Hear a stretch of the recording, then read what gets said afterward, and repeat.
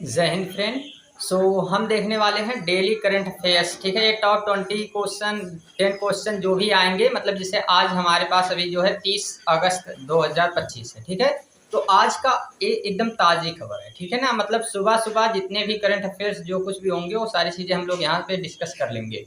तो आज के जो भी जितने जैसे कल तक जो न्यूज़ आई है उसमें जो कुछ भी जितने जैसे अंतर्राष्ट्रीय दिवस मनाए गए हैं, या फिर अगर कोई खबर आई है कि उसमें जो है जैसे एक हॉकी से जुड़ा हुआ, ठीक है, हॉकी के जादूगर कहे जाते हैं ध्यानचंद जी। ठीक है, तो उनके जन्म तिथि पे मनाया जाने वाला ये पहला सवाल है कि भाई राष्ट्रीय खेल दिवस कब मनाया जाता है। तो ऐसे क्वेश्चन अब हम लोग डेली डिस्कस करेंगे और सुबह सुबह आप लोगों को क्लास मिल जाएगी। आज थोड़ी सी लेट है, हो सकता है कि प्रयास करें हम कि और सुबह जो है आप लोगों को मिल जाए क्लास। बाकी ठीक है, देखते हैं। ठीक ना, तो फर्स्ट क्वेश्चन हमारे सामने है कि हाल ही में, पहला क्वेश्चन है कि हाल ही में राष्ट्रीय खेल दिवस कब मनाया गया। ठीक है, हाल ही में राष्ट्रीय खेल दिवस कब मनाया गया है, तो भाई 29 अगस्त को।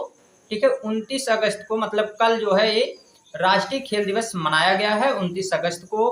और ये हॉकी के जादूगर कहे जाने वाले ध्यानचंद जी के जन्म तिथि के आधार पर जो है मनाया गया। उनकी जयंती जो है मनाई जाती है, तो उसी के आधार पे मनाया गया है। ठीक ना, ये हॉकी के जादूगर कहे जाते हैं ध्यानचंद जी। ठीक ना, ध्यानचंद जी, और इन्हीं के आधार पे, इन्हीं के जयंती के आधार पर ये मनाया गया है। ठीक है, अगला क्वेश्चन देखते हैं हम लोग। अगला क्वेश्चन क्या है हमारे पास, तो अगला क्वेश्चन है कि हाल ही में परमाणु परीक्षण विरोधी अंतर्राष्ट्रीय दिवस कब मनाया गया है।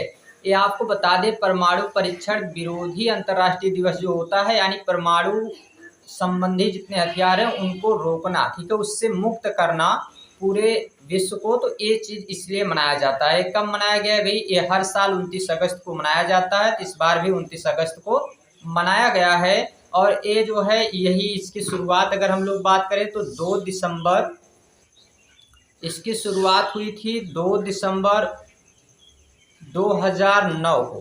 ठीक है, और पहली बार ये मनाया कब गया था, ये मनाया गया था 29 अगस्त 2010 को। ठीक है, पहली बार 29 अगस्त 2010 को मनाया गया था।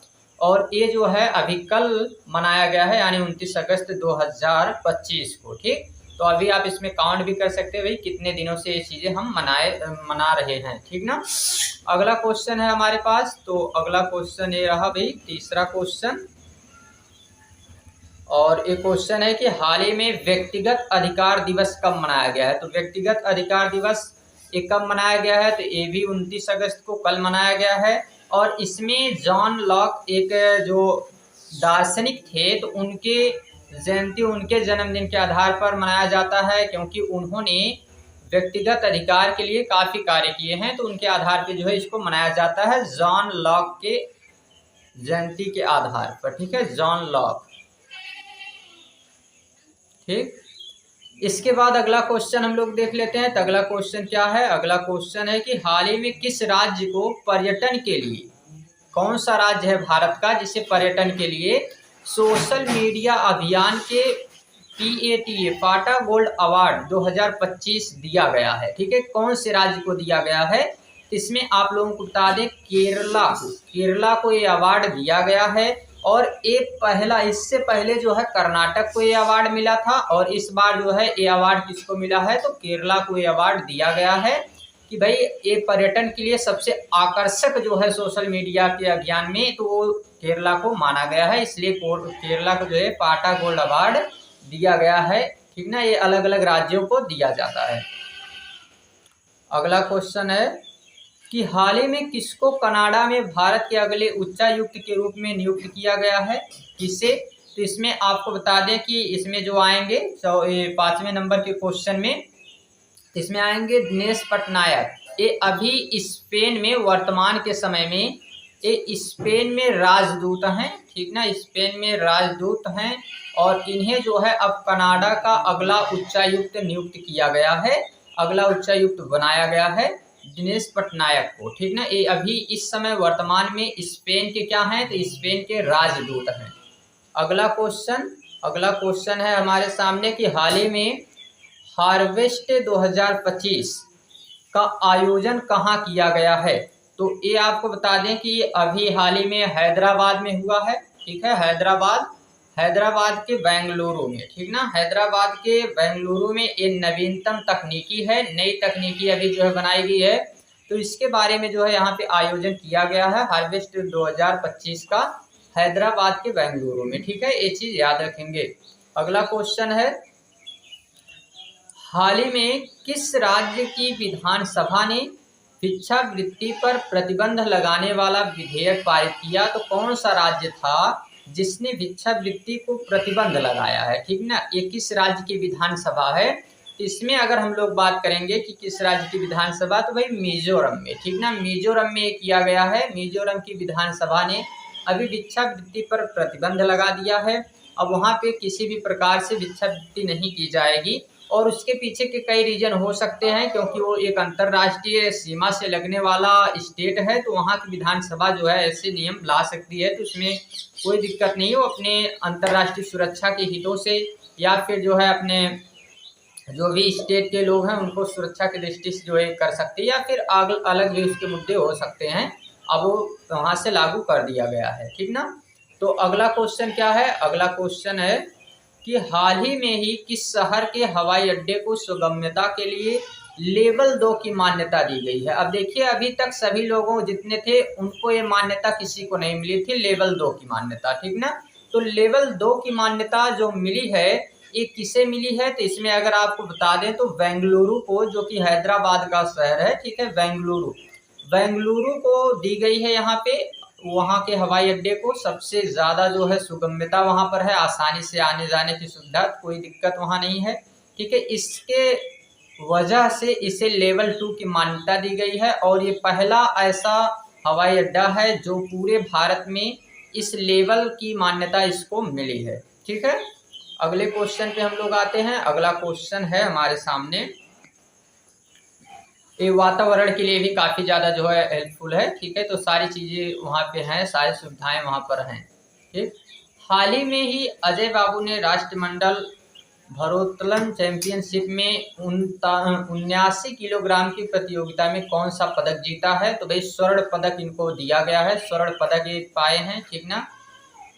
तो ये जो चैंपियनशिप हुई थी, इस चैंपियनशिप में अजय बाबू जो हैं इनको जो है दिया गया है 79 किलो की ये प्रतियोगिता थी, 79 किलोग्राम की, और इसमें जो पदक इनको मिला है तो स्वर्ण पदक इनको दिया गया है, ठीक है। आगे हम लोग देखते हैं, और ये स्वर्ण पदक अगर हम लोग बात करें तो दिए कौन है, ठीक है, इनको। तो ये जो है, एक मिनट, हाँ, ए वाला देखते हैं, ठीक ना। ये क्वेश्चन में अगली बातें हैं कि हाल ही में कौन सा देश मिलेडिकॉन 2025 का आयोजन किया है? तो भाई भारत, ठीक है, भारत ने। और इस आयोजन में अगर हम लोग बात करें तो इसमें जो है, अगर जो दिल्ली के राज्य मंत्री हैं, ठीक है, दिल्ली के राज्य मंत्री हैं संजय सेठ, उनके द्वारा जो है किया गया है, ठीक, ये याद रखेंगे। और भारत देश इसमें। अगला और लास्ट क्वेश्चन है कि अभी और भी क्वेश्चन है?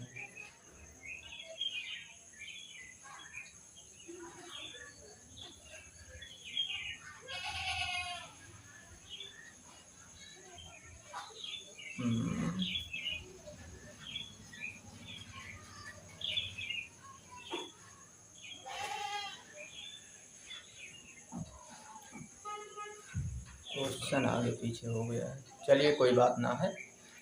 इसमें आप याद रखेंगे कि हाल ही में राष्ट्रीय वार्षिक रिपोर्ट महिला सुरक्षा सूचकांक 2025 के अनुसार कौन से शहर महिला के लिए सबसे सुरक्षित बनकर उभरे हैं? तो इसमें अगर बात की जाए 11 नंबर की इस क्वेश्चन में, तो मुंबई और कोहिमा, इन दोनों को माना जाता है कि ये सबसे ज़्यादा सुरक्षा वाले राज्य बने हैं। सूचकांक की कौन जारी किए हैं? तो इसमें याद रखेंगे कि रक्षा मंत्री जो थे, ठीक ना, संजय सेठ। दरअसल सुबह बिल्कुल सारे क्वेश्चन तैयार करना थोड़ा सा आगे पीछे हो गया था, पहला दिन करंट अफेयर्स की हम लोग ले रहे हैं, तो इसमें थोड़े से आगे पीछे जस्ट अभी हो रहे हैं। एक आध 2 दिन 2-4 दिन में ये सारी चीज़ें हम लोग अपने हिसाब से करने लगेंगे, तो कुछ ही दिनों में सही हो जाएगा। स्टार्टिंग फेज है भाई, पहला दिन है, तो थोड़ा सा इसमें अभी सारी चीज़ें सेट करना थोड़ा सा आपको आगे पीछे हो जाएगा, ठीक है। करंट अफेयर्स है और वो भी सुबह सुबह का आज का ताज़ा अभी मतलब है, तो भी थोड़ी सी देखते हैं, आगे से प्रॉब्लम नहीं होगी। हाल ही में किस राज्य को फीड विश्व कप 2025 का आधिकारिक मेजबान घोषित किया गया है? किस राज्य को? तो भाई गोवा को। गोवा को ये मेजबानी दी गई है, ठीक है। फीड विश्व कप की मेजबानी करेगा गोवा। और अगला और लास्ट क्वेश्चन, हाल ही में शिक्षा मंत्रालय की रिपोर्ट के अनुसार 2024-25 में पहली बार स्कूल शिक्षकों की संख्या किस आंकड़े को पार कर दी गई है? कौन सा आंकड़ा जो है इसमें पार कर गया है? तो करीब 1 करोड़ जो है शिक्षा मंत्रालय ने रिपोर्ट दिया कि भाई स्कूल शिक्षकों की जो संख्या है ना 1 करोड़ से ज़्यादा हो गई, ठीक है। तो शिक्षक, अब इसी बात पे थोड़ी सी बातें कर लेते हैं हम लोग भी। करंट का मुद्दा है और करंट का ही एक मुद्दा अभी चल रहा है।